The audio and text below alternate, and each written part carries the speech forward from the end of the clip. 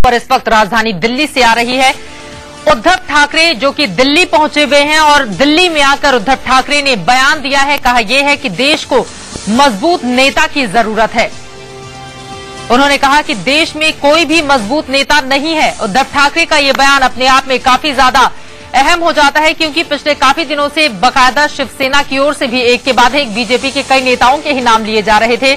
नरेंद्र मोदी की भी वकालत की थी उद्धव ठाकरे ने, हालांकि उसी के एक दिन पहले उनकी आलोचना भी की थी। लेकिन अब उद्धव ठाकरे ने देश की राजधानी दिल्ली में आकर बयान दिया है, कहा है कि दरअसल देश को एक मजबूत नेता की जरूरत है, लेकिन अभी देश में कोई मजबूत नेता नहीं है। अब सवाल बड़ा ये उठता है कि आखिर सीधे सीधे क्या निशाना उन्होंने नरेंद्र मोदी पर साधा है, क्योंकि उद्धव ठाकरे समय समय पर आलोचना और साथ ही पक्षधर भी रहे हैं नरेंद्र मोदी के, और इसी वजह से उनकी बातों को इस कदर तरजीह मिल रही है। उन्होंने स्पष्ट किया है कि देश में कोई मजबूत नेता नहीं है। अब इस मजबूती से आखिर वो इशारा किस ओर करना चाह रहे हैं, यही बड़ा सवाल इस वक्त खड़ा हो रहा है। दरअसल लालकृष्ण आडवाणी और सुषमा स्वराज से मुलाकात करने के लिए दिल्ली पहुंचे हुए हैं उद्धव ठाकरे। इसके अलावा कई और भी कार्यक्रम है। दिल्ली पहुंचे उद्धव ठाकरे ने अपना बयान दिया है। उन्होंने कहा है कि दरअसल देश को मजबूत और भरोसेमंद चेहरे की जरूरत है, लेकिन देश में कोई भी मजबूत चेहरा नजर नहीं आ रहा है, ये कहा है उद्धव ठाकरे ने। इसीलिए पहले देश में मजबूत सरकार लाओ। शिवसेना अध्यक्ष उद्धव ठाकरे का यह बयान अपने आप में काफी ज्यादा महत्वपूर्ण, क्योंकि लगातार हिंदुत्व की राजनीति करती रही है और मराठा छत्रप होने का दावा भी शिवसेना की ओर से हमेशा कहा गया है। लगातार मराठा और हिंदुत्व की राजनीति को आगे बढ़ाने का काम शिवसेना की ओर से किया गया था। लेकिन अब जब दिल्ली पहुंचे हैं उद्धव ठाकरे, तो उन्होंने सीधे सीधे कहीं न कहीं बीजेपी के दिग्गज नेताओं को भी निशाने पर लिया है और कहा है कि देश में कोई मजबूत नेता ही नहीं है। महाराष्ट्र की राजनीति से बाहर निकलकर दिल्ली पहुंचे उद्धव ठाकरे का ये बयान आया है, और ये बयान अपने आप में काफी ज्यादा महत्वपूर्ण और इस लिहाज से भी अहम हो जाता है, क्योंकि एक तरफ पीएम पद की दावेदारी के लिए नरेंद्र मोदी का पक्ष भी लेते हैं उद्धव ठाकरे, तो वहीं दूसरी तरफ कह देते हैं कि दरअसल भरोसेमंद कोई चेहरा ही नहीं है देश में। सीधे रुख करेंगे हमारे राजनीतिक संपादक मनीष अवस्थी का।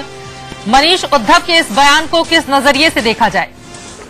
देखिए, ये बात अभी समझनी होगी कि अगर उद्धव ठाकरे उस मंच से चित्रा ये कह रहे हैं, शिवसेना के अध्यक्ष हैं, वो अगर उस मंच से ये बात कह रहे हैं जिस मंच पर बीजेपी के अध्यक्ष मौजूद हों, तो ये साफ दिखाई देता है कि उद्धव ठाकरे को अभी भी अपने 2 दशक पुराने सहयोगी गठबंधन की सबसे बड़ी पार्टी पर अब भी भरोसा नहीं है कि वो जिस चेहरे को आगे बढ़ा रहा है वो भरोसेमंद चेहरा होगा। और किस भरोसेमंद चेहरे की जो मैं बात कर रहा हूं वो है नरेंद्र मोदी का। तो ये इशारों में उद्धव ने ये एक तरह से खारिज कर दिया है कि नरेंद्र मोदी आज की स्थिति में उन्हें गवारा नहीं। अगर ऐसी स्थिति है तो जाहिर सी बात साफ दिखाई देता है कि उद्धव ठाकरे ने किसी और व्यक्ति के लिए मन बना रखा है, और इस तरह से बयान उनके सामने अखबार के जरिए लगातार आते रहे हैं। कभी उनके पिता मरहूम बाला साहब ठाकरे कहते थे कि सुषमा स्वराज आ जाएं, कभी आडवाणी की तारीफ करते हैं। तो इस तरह से एक भ्रम की स्थिति है, जो कि इनका अपना सबसे पुराना गठबंधन है।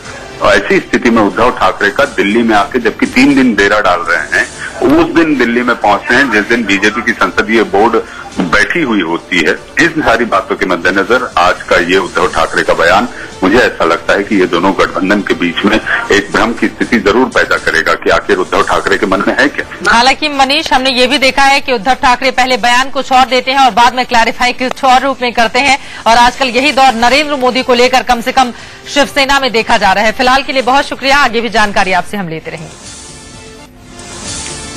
उद्धव ठाकरे दिल्ली पहुंचे हैं और दिल्ली में आकर कहा है कि देश को एक मजबूत और भरोसेमंद चेहरे की जरूरत है, और आज की डेट में कोई भी एक ऐसा नेता देश में मौजूद नहीं है।